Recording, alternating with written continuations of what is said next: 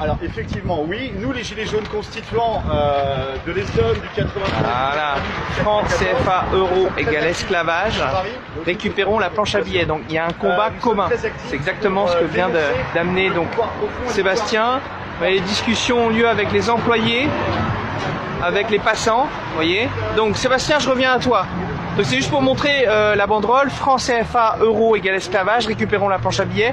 C'est-à-dire il y a un combat commun entre le franc CFA, contre le franc CFA, mais aussi contre l'euro, qui est le point dénominateur commun, la servitude monétaire. Exactement, mais revenons d'abord sur la question du franc CFA, pour les gens qui ne connaissent pas cette question. Il faut savoir qu'aujourd'hui, on a 14 pays africains qui sont sous tutelle financière du Trésor public français. Ces pays sont les suivants: Bénin, Burkina Faso, Côte d'Ivoire, Guinée-Bissau, Mali, Niger, Sénégal, Togo, Cameroun, République centrafricaine, Congo. 200 millions de personnes qui sont sur curatelle financière, ce qu'on appelle une curatelle financière. Ils ne contrôlent ni leur monnaie, ni leur crédit, ni leur budget, ni leur déficit. C'est comme si, en France, voilà, quelqu'un possédait votre carte bleue et qu'il allait l'utiliser et vous donner 20 € ici, 20 € là pour pouvoir aller faire vos dépenses. Donc voilà la situation dans laquelle on se trouve.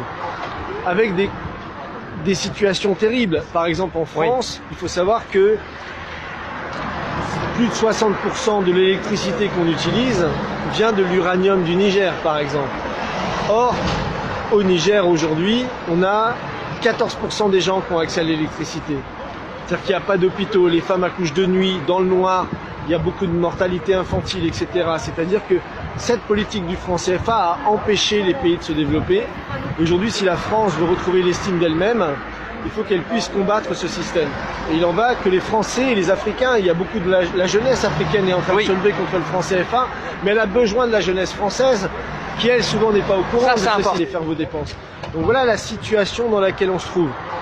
Avec des situations terribles. Par exemple, en France, il faut savoir que plus de 60% de l'électricité qu'on utilise vient de l'uranium du Niger, par exemple.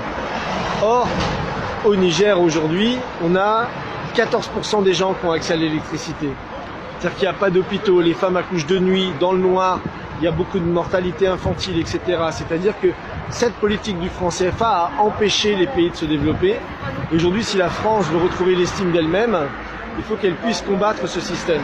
Et il en va que les Français et les Africains, il y a beaucoup de la jeunesse africaine est en train de se lever contre le franc CFA, mais elle a besoin de la jeunesse française qui, elle, souvent n'est pas au courant de ce système. Ça, c'est important. Voilà, la jeunesse française qui non seulement doit aider pour des questions d'ordre simplement de justice, de libérer ces pays-là de la curatelle financière, et comme tu le disais Yannick aussi, de se libérer nous-mêmes de la curatelle de l'euro. On a un ennemi commun, l'État profond, l'oligarchie financière.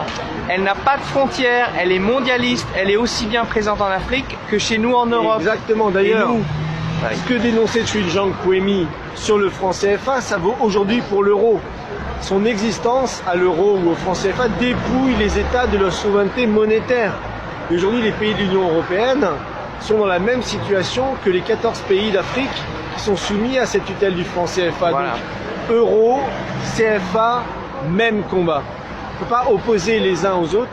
La supranationalité monétaire, ça a toujours été utilisé par l'oligarchie avec ce qu'on appelle des banques centrales indépendantes, mais qui sont pas indépendantes, qui sont indépendantes des peuples et des États, mais pas indépendantes de l'oligarchie financière, des marchés financiers, de JP Morgan, Goldman Sachs, etc. Donc on est dans le même combat et c'est le message qu'on est venu dire ici à Chamalières, parce qu'il y a à la fois la Banque de France, je vais montrer d'ailleurs qui n'est plus nationalisée. Aujourd'hui, la Banque de France n'est pas nationalisée, et à la fois la production du franc CFA, qui imaginerait que la monnaie de son pays soit fabriquée dans un autre pays. Ça n'existe nulle part. Sauf ici. Sauf ici. Voilà. Et quand on explique dans le monde que l'argent des Africains est fabriqué en France sous contrôle du Trésor public français, personne ne nous croit même. Ça veut dire qu'on a un paradoxe. Voilà. Donc,